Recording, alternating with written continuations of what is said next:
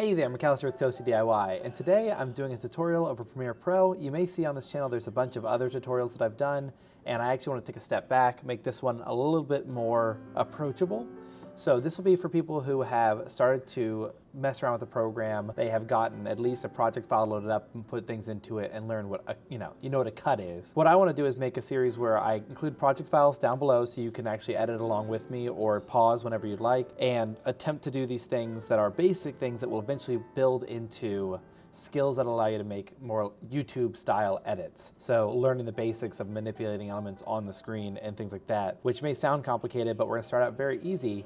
So if you've downloaded the project file, you may already know, and if you haven't, you may download it now, and then see, inside is gonna be a very basic set of assets for Pong. If you know what Pong is, it's an old Atari game, very easy. There's two paddles on each side, and you've probably played this at some point in your life, and a ball tries to bounce between the two of them, and then once one ball gets in, it scores, makes a sound effect. So inside this file is everything from the assets to the sound files that you'll need to do this. So let's go ahead and start, and our goal is going to be to end with an animated game of Pong. As long as you want it to be, up to you, as long as it takes for you to figure out the skills you need. So once you've got everything loaded in, you can go ahead and take your background and drag it on in. This will be the first step. You can extend this as long as you want your game to be or as short as you want your game to be, but I'm gonna go ahead and just get us like a minute-long game. Awesome, we've got a minute of game time, but I have no paddles. So I didn't include score in here since we're just gonna be animating for the normal part. So we'll take a paddle, drop it on top. If we drop this paddle below, you'll notice it disappears. You need to have your things stacked in order. So think of it kind of like a puppet show. If I wanted to have a background here, then I might have my puppet walk along it. So this is my background, this is my Pong paddle, and I want it to be able to go up and down on this. So now that I've got it in here, I don't want it to be there, I'd like it to move. Well, once I've clicked paddle down here, I can come up here to motion, and now I get the control boxes. If you use any other painting software or anything like that, you'll recognize these boxes are like the free transform, but we don't want to risk transforming it, so we'll grab it from the middle and drag it over where we think our Pong will start. Awesome. Well, we need a paddle for the other side, so we'll copy that one, grab, move over. You'll notice that I copied it like this, just dragged it straight up. If you were to come down here and grab it and drag it straight up, you might have done that. What I'm doing is holding Alt as I lift it, and that way I get to copy it directly. Makes it easier for me. Now I've got our two Pong paddles. I want them to be there the same length as the game, so I'll extend them out.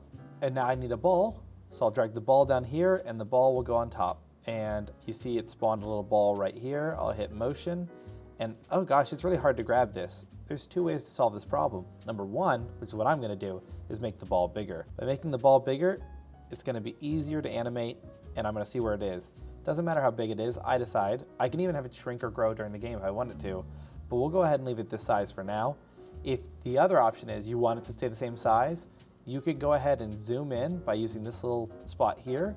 It'll zoom in your project, so that way it'll make everything larger. But I keep it to fit to screen. But you can take this as large as 400 if you need to really get in there. Maybe you're green screening something, or you really just want to see close on a subject. You could do that. All right, now that we have the field set up, let's go ahead and talk about animating.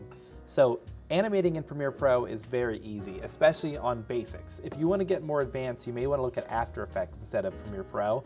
But if you're looking for just the beginnings, especially for YouTube editing, Premiere Pro will do fine for you. So in order to animate, we need to activate what are called keyframes. So if I were to take this eraser here, for instance, and put it right here, this will be my paddle.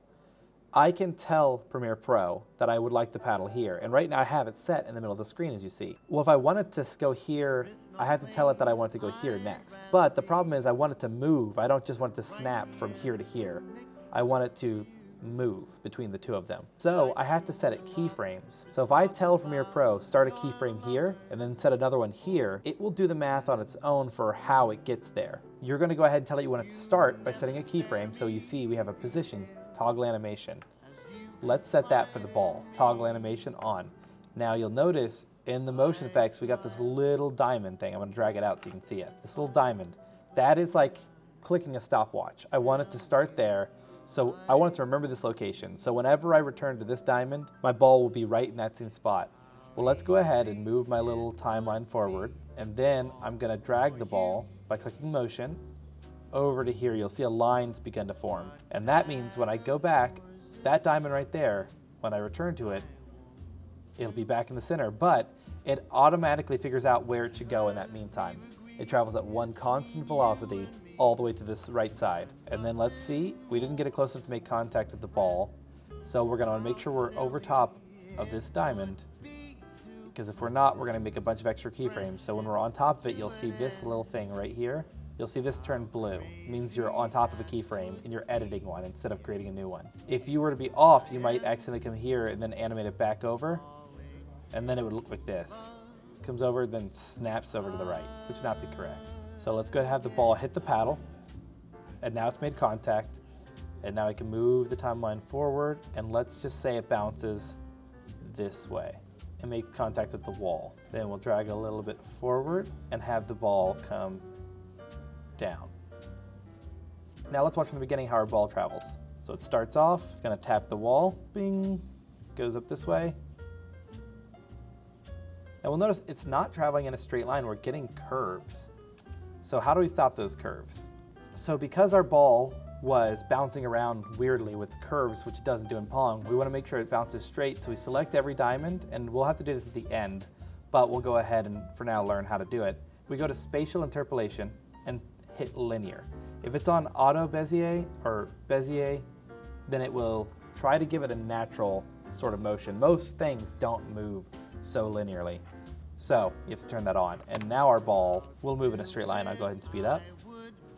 Ping, ping, and ping. Now that that's animated, we have our ball making its first contact, second contact, and third contact. Theoretically, paddles on the left and right side won't be still.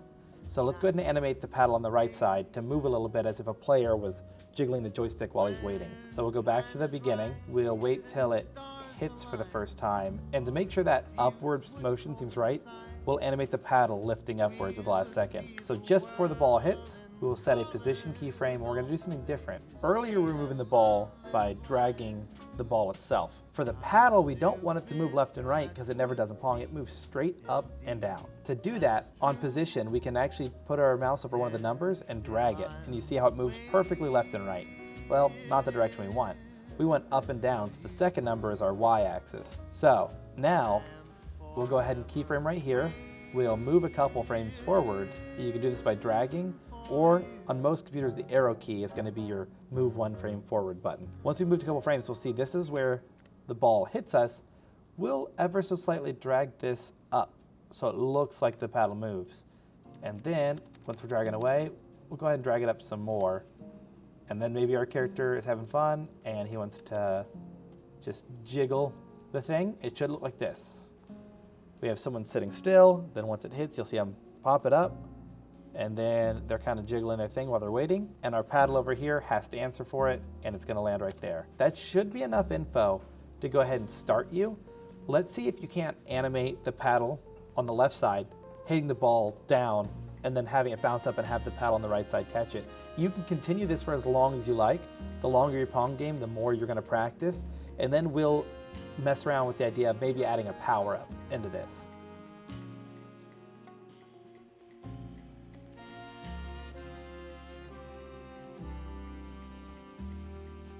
So now that you've had a chance to make your ball bounce some more, we're gonna go ahead and add a power-up into the game. So this power-up, you can make it whatever you want. I'm gonna give you the tools you need to make any of these three happen, because you should already know how to make, for instance, another ball move. So if you wanted to make a power-up that creates an extra ball, awesome, you can do that. Just have the ball collide with this little power-up we're gonna create, and then you can make two balls trailing off and have the paddles react. You could do one in which maybe the ball grows smaller and faster. In that case, when you're moving it, make sure your animation has it moving faster. In my case, we're gonna make one that makes the ball grow super big, just for the sake of showing you how sizing works. So let's go ahead and drag another ball PNG onto the thing and have it pop up on screen. So we're gonna make it this size, and what we're gonna do in order to change its color, because we don't really want it to be just plain white for now. Maybe we do. If you wanna leave it plain white, you can. Go ahead and lower its opacity, so then it looks like a different color.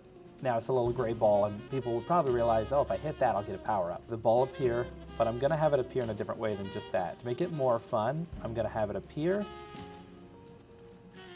disappear, appear, disappear, and then appear. So now it kind of blinks into the game so that your players know now they can pick up this ball. The moment the ball touches it, I will go ahead and delete the power up, and that way it'll come here and boop, it'll be like it picks it up. And then I'm gonna do something different here. So I want my power up to make the ball bigger. However, I don't wanna have to do a lot of fidgeting with the bigger ball right now. So what I'll do is I'll go ahead and animate the scale button right here. So the moment the ball picks up the power up, it comes right here and goes boop. So this frame, it disappears. So boop, the ball disappears. We were gonna set our keyframe right here. So now at scale, I'm gonna click, and now we've got another keyframe set. Also, make sure that your little diamonds are about regularly spaced, otherwise your pacing will be off. You can always expand this to see how far they are. If they're generally the same distance, or if you want to go frame by frame, the exact distance, you'll guarantee the ball travels at a uniform pace. But as Pong goes on, the ball gets faster, so you're good. If there's a mistake, just make sure it looks fluid and right to you. This is really just practice. So now that we picked up this power up, we're gonna animate the ball coming over and bouncing. I'm not gonna animate the paddle, I'm actually gonna animate the paddle after, and I'm just gonna make sure that the paddle matches the ball. Instead of having to do it each one step at a time, I'm gonna animate the whole path until my ball is scored, and then I'll make sure the paddles match the story that I'm telling. So I'm gonna move general distance apart. This is about how far it should move. And then I'm going to put the ball coming over here. And then notice I'm not gonna make the ball come all the way in line. I'm doing this on purpose because I'm gonna scale up the ball later. Ball comes down. Let's just have the ball come up, come down ever so slightly, bouncing in. I'm gonna have it bounce on the thing. So what we'll do now is just back up to about when it should hit the paddle right here. And I'm gonna set the scale to be large enough that it hits the paddle. So let me bring the paddle down. There we go. So now let's see what we've got. Player on the right's being bored and moving around a lot. Hits the thing, kind of grows, pings off again. And let's have our left paddle animated now. Cool, that's serviceable. We could always scale the ball differently if we wanted to. But now we have this animation of it grows bigger, starts increasing in speed. The person tries to catch it, and it kind of bounces out. It looks a little wonky, but you can see the point. You can noodle with it however you like. But we've got an animation, and let's say we want it to look a little bit cleaner. You can always make it faster if you want, or go through and hand animate a few things. But we've got our game of Pong, so I encourage you to make a power-up of your own. You can make as many or as little as you want. You can make it split the ball into 5 balls, have each ball grow bigger, smaller, however you want. But at this point, you could easily just take your whole thing, nest it, and then speed it up by 300%, and it might look like a more fast game of it if you want. You know, it's a little bit more forgiving if you can't see it as fast. But do whatever you want, have fun with it. This should be an easy little beginner one. The next one I might take another just classic game. We'll animate like Mario running possibly, or we'll learn about foreground. But this is a good first step to learn about how to edit in Premiere Pro, at least in a simple way. That is, I hope, also fun. If you want to take the next steps on this, I did include sound effects. You can come in here and find there is a few sounds, and I'll go ahead and tell you what they are. You've got hitting a paddle right there, I believe, hitting a wall right there, and a score right there. So on that frame, we'll have that little spike right here. Hit it. Got a paddle one. Remember, hold Alt and drag. You can always zoom in holding Alt and scroll wheel to get this more precise. I'm going to do my best to include a project file in the link down below so that you can try this yourself. This should be a very easy beginner's guide, and hopefully over time we'll create a guide well enough that all of you can follow along and learn some really cool editing techniques that I've gotten lucky enough to learn by working here. So enjoy this. If you make anything, feel free to post a video and link a comment down below, or leave one saying I did one and I'll go and watch it. If you want feedback, I doubt in this project it really requires any. I think you should just be creative and have fun. But in future ones, there might be more room for teaching. So if you enjoy this, please leave a like, comment, subscribe. We'd really appreciate it. And thank you all for watching. Peace.